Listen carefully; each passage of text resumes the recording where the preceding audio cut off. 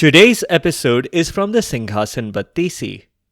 It's a story about Raja Bhoj's quest to claim Vikramaditya's throne, featuring a nature versus nurture or karma versus Janma debate. Will Bhoj prove worthy? We'll find out.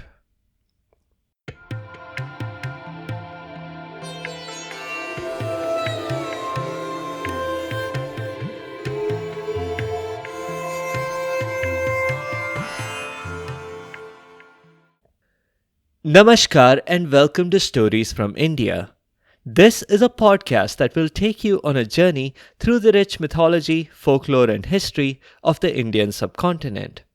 I am Narad Muni, the celestial storyteller and the original Time Lord.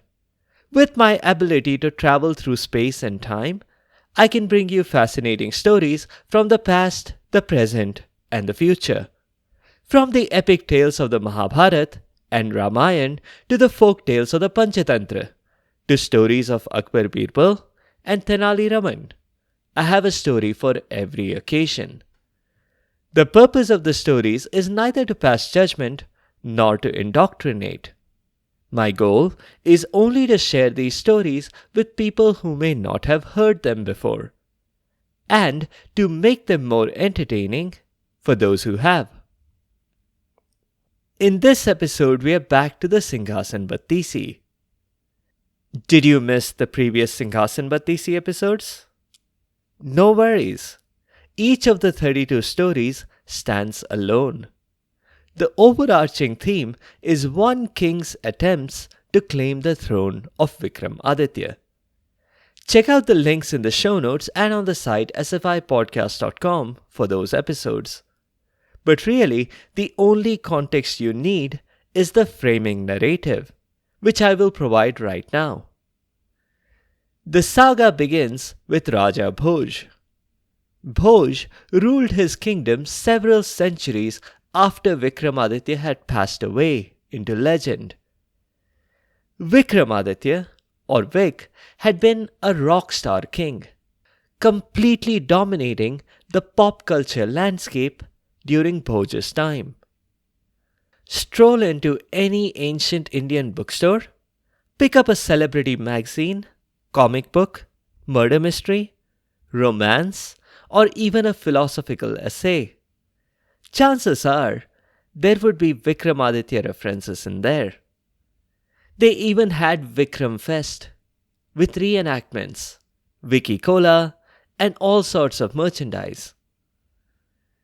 Mystery buffs often claim to have found the exact location of Vikramaditya's lost throne. And ironically, when the throne was actually found, it wasn't by enthusiasts, archaeologists, or bounty hunters. It was an ordinary farmer who stumbled on it. The legendary throne had been a divine gift from Indra himself. And if you haven't read the who's who of Indian mythology, Indra is the king of the Devs and the ruler of Swarg, or heaven. Up until now, Bhoj had been a fairly average king. Discovering the throne, he saw a chance to catapult himself into the Billboard Top 10 Kings chart. Bhoj reasoned that the throne was magic, and that he could share in some of Vikramaditya's special powers by sitting on it. For mysterious reasons, the throne could not be moved. But that didn't stop Bhoj's determined staff. If they couldn't move the throne into the palace, they could build an entirely new palace around the throne. Taxpayer money well spent, they all thought. To add to the splendor, the palace builders had constructed 32 stairs leading up to the throne, to match the 32 Apsara idols on the throne's sides. When Bhoj climbed each step, one of the idols flew out of the throne, which makes you wonder how it might have worked with a different number of steps. The idol hovered in the air near Bhoj and presented him with a challenge. He could sit on the throne, but only if he genuinely felt that he was worthy of it. The challenge was a story with a simple true-false question at the end. And the correct answer was also quite obvious, usually. But there was no possibility for Bhoj to cheat. He needed to provide a sincere reply. The Apsara idol had some kind of an AI-powered lie detection module. Invariably, the idols flew away because Bhoj's answer did not match Vic's actions. Today, we'll hear yet another story from yet another idol. Can we hurry up with the story, please? Bhoj asked. My people are getting restless. He wasn't wrong. There was quite a crowd to see the inauguration of this throne. And they were getting restless indeed. They had come to see a king sit on a throne, and all they had seen over the last several hours was a king climbing a few steps. You know, the Apsara idol said, I could project the next story on that large wall over there. I have a video here, and an HDMI cable, and a projector. All those fancy words made no sense in ancient India. But when the crowd saw the result, they all marveled. The video showed a court similar to this one. In fact, it had exactly the same throne, but a different king, Vikramaditya. There were loud claps and whistles and cheers when people realized that this was the legendary king. It made Bhoj feel smaller. Vic was listening to his ministers and trying to resolve a very important problem here. Minister 1 expressed one side of the argument. A person is defined by their birth, their Janma. Their deeds or karma have got nothing to do with it. If you're born to Bollywood celebrity parents, you're automatically a Bollywood celebrity. You don't have to know how to act or to control the puppet strings. He was referring to the Bollywood industry, the puppet theatre that was immensely popular. Somehow, over time, the name has stuck, though the form of entertainment has changed a bit. Minister 2 had strong objections. It's a meritocracy, survival of those that are most active, not survival of the highborn. It's how people respond to their environment. It's not nature that matters, but nurture. Gentlemen, Vikramaditya interjected. This is a highly academic debate, purely hypothetical. In order to reach any conclusion, we must have experimental evidence. Marvelous, sire. Your wisdom is truly infinite, Minister 1 muttered. Yes, but we can't be sure about that, can we? We don't have any numerical means of measuring wisdom. But I agree with you. It is marvelous. I'm rather proud of this thing that I've created. I call it science. Everyone thought it was a weird name, but no one said so. You can't call a king's creations weird. Minister 2 said, Your Majesty, it's marvelous, I agree, the science of yours. But how do we use it to resolve this discussion about karma versus janma? Patience, Minister 2. I'm getting there. You remember that hunter who brought in a lion cub earlier? Yes, Your Highness. The one we donated to the zoo so that the media would forget last month's incident. Yes, that one. And you don't have to refer to the zoo incident. I expressly prohibited any mentions of that.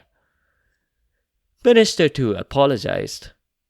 I would have explained the previous month's zoo incident, but Vic would only have gotten more upset. So let's gloss over that. Vic's idea was to give the lion cub to a shepherd. The shepherd was grateful but puzzled. Your Highness, I don't know what to do with this lion cub. Sure, it looks like a kitten and it's no bigger than my hand, but for how long? It'll grow. And then what about all my sheep? Vic assured the shepherd he need not worry. The king would pay him enough money so that his livelihood would not depend on raising his animals. And for all that money he was going to get, he had one task: to raise his animals. Not just the sheep, but the lion cub too. The shepherd needed to take care of the lion cub just exactly the same way as any lamb. That was the condition. The shepherd was not convinced.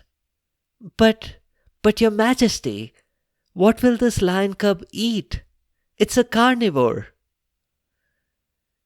He can have whatever's lying around. Or maybe make him a cub sandwich. Whatever you do, don't feed him mutton chops. Or any meat for that matter. In fact, give him only sheep's milk and grass, just like all the other lambs. It's for an experiment. The shepherd seemed to catch on. This was probably an experiment to test the effects of plant-based diets. He went home with the cub, but also with a resolution. He would use the money the king had given him to buy stock in plant-based food companies. Some months later, his stock didn't do so well. But the king came to visit with more money, and his advisors, Minister 1 and Minister 2. But it was the money that the shepherd was most happy about. He was ready to answer any question. But the only thing they wanted to know was how the lion cub was getting along. The shepherd asked, "Oh, you mean Sher Rukh Khan? Splendid. He's having a roaring good time." Sher Rukh Khan was not a bad name for the lion. He had that smoldering gaze that had all the ewes in the flock going, "Aww." The lion cub had grown, and now he looked like a full-size lion. He did consume the lion's share of milk and grass. Speaking of which, the shepherd said that he hated to bring up a delicate subject, but with all the milk the lion was consuming, the shepherd had been forced to import more milk now. If His Majesty could see his way to slightly increasing his salary. Vic was in a generous mood, and he readily had his chaps hand out a few more bags. But there was one main part of the experiment that was remaining. So Vic signaled to his hunter, who had brought a lion that he had captured in the wild. The hunter brought his bullock cart with the cage in the trailer behind him. The sheep instantly began shaking nervously as they sensed the approaching predator. They scrambled quickly back towards the barn. But no one paid the sheep any attention. All eyes were on Sher Rukh Khan. To Minister Two's delight, Sher Rukh Khan behaved exactly like the rest of the sheep. He quivered, he let out a bleat and dashed for safety. I may be going out on a limb here, but I'd say Sher Rukh Khan settles the Karma versus Janma debate for good. He gloated. But Vic held up a hand. We are not done yet. Then, turning to the shepherd, he added, Let Sher Rukh Khan loose in the forest. The shepherd, who had come to love this lion, was worried. But, Your Highness, he's just an innocent lion in sheep's clothing. How will he survive in the harsh forest? That's what we are going to find out, Vic explained, handing the shepherd another couple of money bags, which allayed the shepherd's concerns. The shepherd bid Sher Rukh Khan a tearful farewell, urging his little lambkin to, be a lamb, and if the other animals were mean to him, to come straight back to the shepherd for help.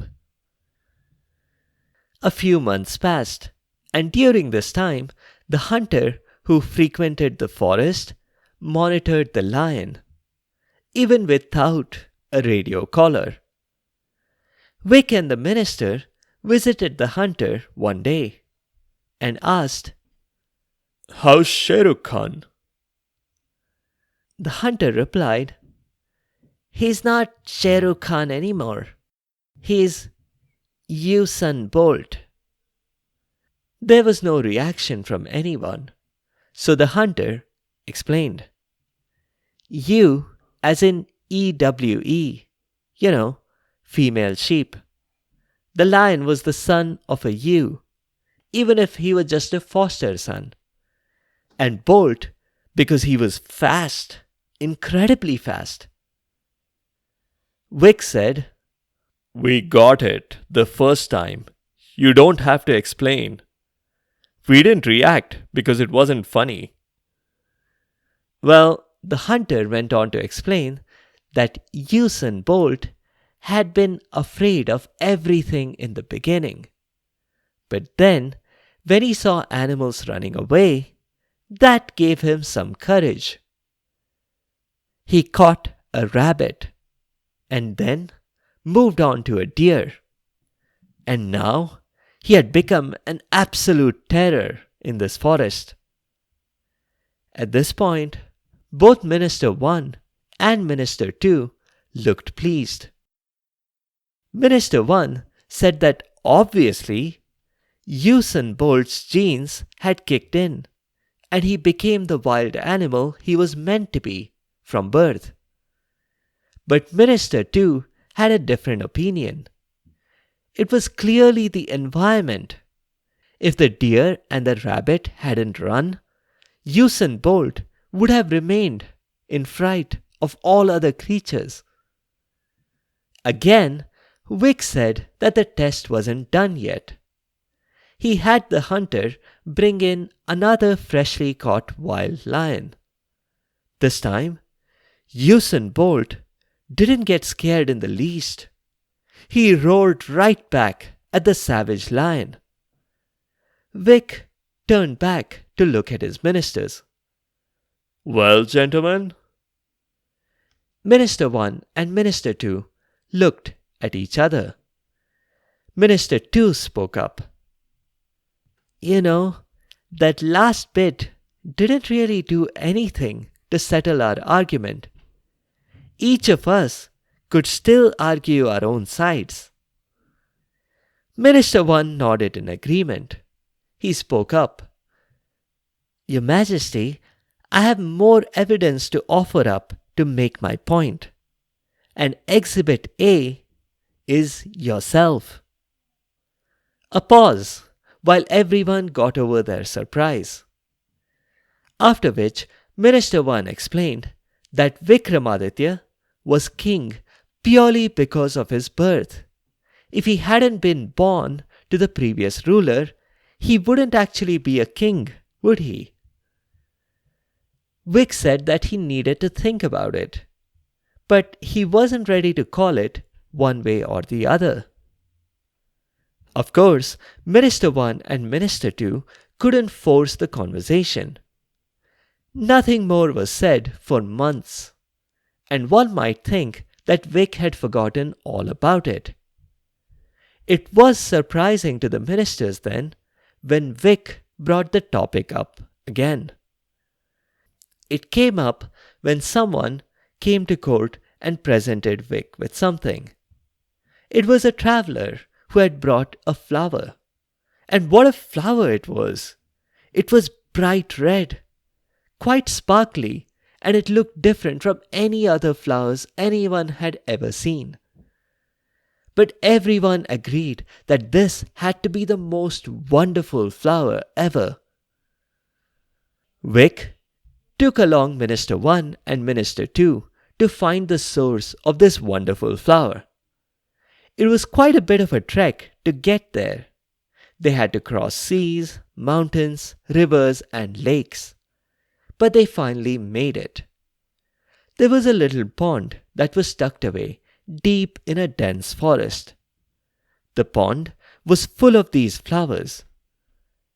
Vic tasked his ministers with finding what made the flowers so different.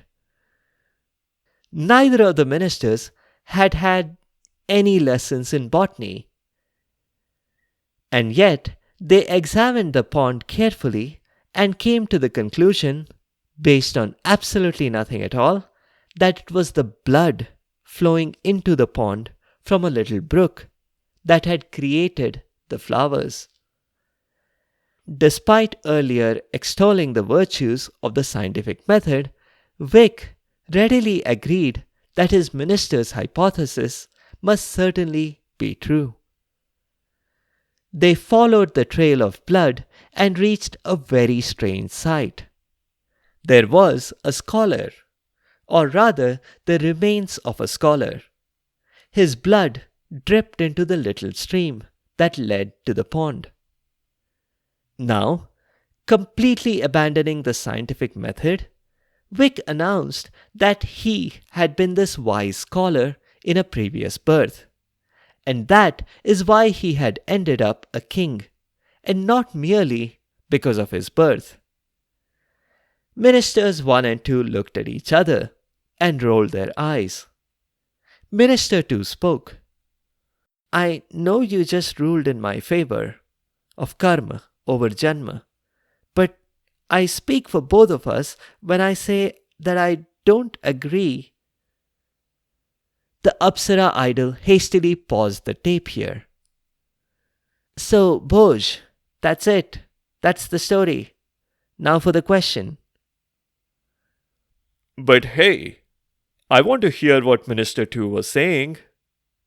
Bhoj objected. But the Apsara said, "Nothing doing. End of story. Kahani khatam." "And anyway, it doesn't matter," she added. "There's a simple question for you now. Have you, Bhoj, ever resolved a delicate question like this?"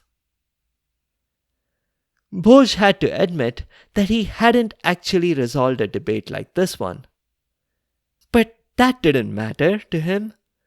If he actually encountered any such question in the future, he would most certainly handle it better than Vic had done. Also, he felt that the Apsara was using the word resolved very loosely. It felt more like Vic had tapped out with a bold previous birth statement there. That answered the Apsara's question. It was easy to talk about hypotheticals, but Bhoj hadn't actually resolved any such debates, and that meant she wouldn't stay on the throne. She waved goodbye and flew off. Bhoj took a long look at the remaining steps and sighed. Another Apsara gone. He had to get the next answer correct. The throne was already looking significantly less impressive than with all the idols on it. That's it for this time. Previous Singhasan Battisi stories are linked in the show notes and on the site sfipodcast.com. Check them out.